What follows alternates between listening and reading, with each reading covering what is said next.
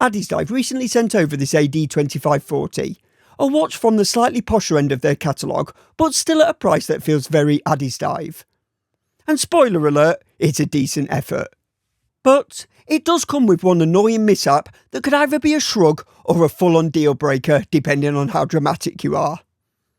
And as usual, I'll be giving this one away to one of my channel members, so if you fancy the chance of grabbing this, or any other watch that comes in for review, then please consider joining the Fully Lumed family by hitting the join button below the video. And while you're there, a like and subscribe would be amazing. Thanks.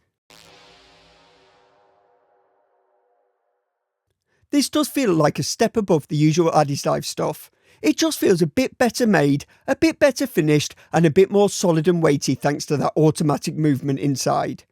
Styling wise, it clearly takes some inspiration from the Aqua Terra, but it's not a straight copy.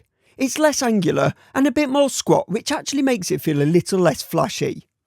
The dial though, very Aqua Terra. Big, easy to read, and those hands and markers would definitely make a lawyer question why they took up a defence case should Amiga ever come calling. But I really like how the dial harks back to older Addiesdive models. We haven't seen much of that sand dune texture recently, but for me, it was those watches that really put Addiesdive on the map. Good looking, decent quality watches for not a lot of money. Overall, the design of the dial, case and bracelet work really well together. They actually look like they've been chosen to work in unison rather than thrown together out of a parts bin, which, as we know with Addiesdive, it probably has been thrown together out of a parts bin, albeit a very well stocked one. Specs wise, you've got a 39mm brushed and polished stainless steel case, 48mm lug to lug, and a fairly chunky 13.5mm thick. There's a sapphire crystal with AR coating, a screw down crown and case pack giving you 200 metres of water resistance. You also get BGW9 lume on the hands and markers, and powering it all is the Miyota 8215 with hacking and hand winding. Decent specs for the money are under 90 quid, but does it actually live up to the numbers on paper? Let's find out.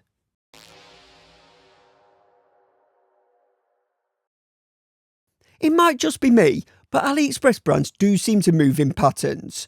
One factory lands on a case shape that sells well, then the other half of the marketplace suddenly has something very similar a month later. And this one feels no different. To be fair though, that's probably not a bad thing.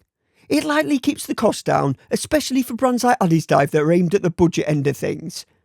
And it also means they can spend more time improving areas like finishing, which they've mostly done well here. Mostly. Starting at the top, you get a nice thick polished bezel. It looks excellent, and it's probably the main thing that makes this watch feel a cut above the usual budget offering. The downside, of course, is that it collects fingerprints like forensic evidence. And I can't imagine it'll stay scratch-free for long either. Personally, I don't mind that. Scratches give a watch a bit of life. Others will see one hairline mark and begin the grieving process. The rest of the top side is finished with tidy straight brushing, and overall it's done nicely. From above, the proportions are good, although I do think it could have got away with being a millimetre shorter lug to lug. Not a deal breaker by any means, but trimming that slightly will probably widen its appeal without hurting the look. The side profile is simple enough, but again, nicely executed. Straight brushing down the flanks with a very thin chamfer along the top edge that catches just enough light without being too fussy. From the side you also realise just how chunky it is. On paper I thought it would sit quite tall and awkwardly proud on my wrist, but oddly it doesn't. It somehow sinks into the wrist a bit, and a lot of that underside thickness disappears once worn. On the other side, the crown is tiny. It looks great, and I do like that it doesn't dominate the case on a dressier sports watch like this. The problem is, it can be an absolute nuisance to catch the thread when screwing it back in after setting the time. But flip it over, and you get a case back design that I hadn't seen from them before. It has this odd double step lip that lifts away from the case slightly. I'm assuming it's been done to accommodate the automatic movement. It looks a bit strange, but the execution is solid enough, with the Addiesdive scuba diver logo and specs engraved properly into the steel. And now we're around the back, let's get this make or break issue out the way.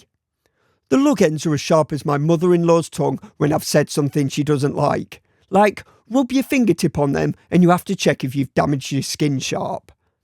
Usually brands flatten or soften the underside of the lug tips to stop this happening, and Addiesdive had done exactly that on other watches I've reviewed, so I'm not sure whether this was a design choice or a manufacturing error, or someone at Addiesdive decided that a built-in flathead screwdriver was a good idea. That said, because of the raised case back, you don't really feel them on your wrist. But it's still one of those finishing details that should have been sorted, especially when the rest of the case is actually pretty decent.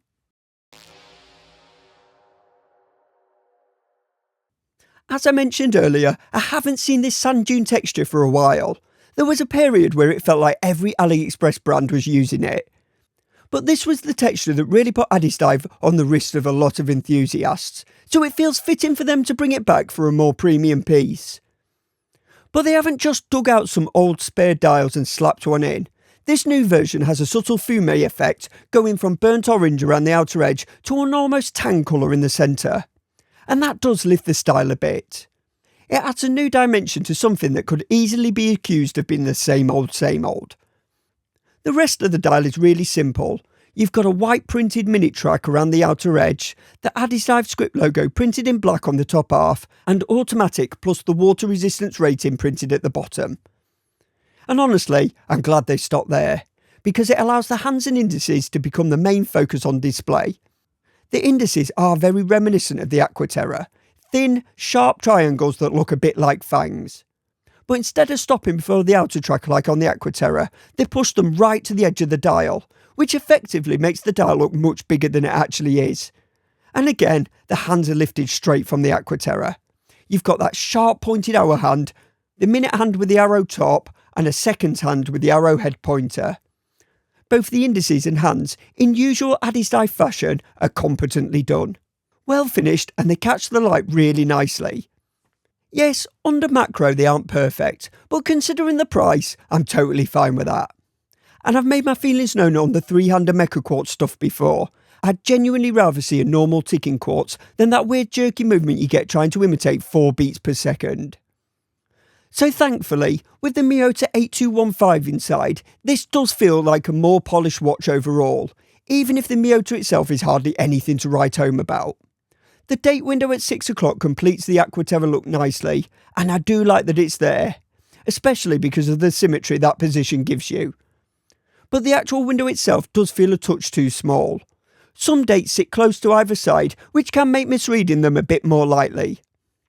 But one thing I absolutely can't complain about is the lume, which is exactly what you'd expect from Addiesdive. They consistently slap on plenty of layers of compound, and this one's no different. The indices, hour hand and minute arrowhead are all bright BGW9 blue. And the seconds hand, although not quite as bright, isn't too far behind. On the wrist, and honestly, I think this one is gorgeous. That polished bezel really does a great job of making all the metal look brighter, while the natural tone of the dial adds a nice bit of contrast, but still keeps things on the classier side. And the Jubilee bracelet is decent for the money.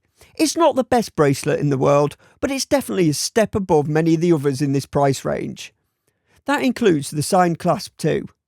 It's competent for a more budget piece, fastened securely, and with 5 micro adjust holes, I don't think many people will struggle to get a decent fit, unless they've somehow got pyramid shaped wrists. The biggest surprise for me though, is that all that thickness just disappears on wrist. It sits deep into my wrist with the case back completely hidden, which effectively makes the whole thing look and wear much thinner than it actually is. Overall, this is a seriously cool piece, and genuinely a great effort by Addiesdive. I'd honestly consider buying one of these myself. In fact, the only thing stopping me is those sharp edges on the underside of the lugs. So Addiesdive, sort that out and you've got one hell of a watch on your hands. Thanks for watching, please like and subscribe, and I'll catch you in the next one.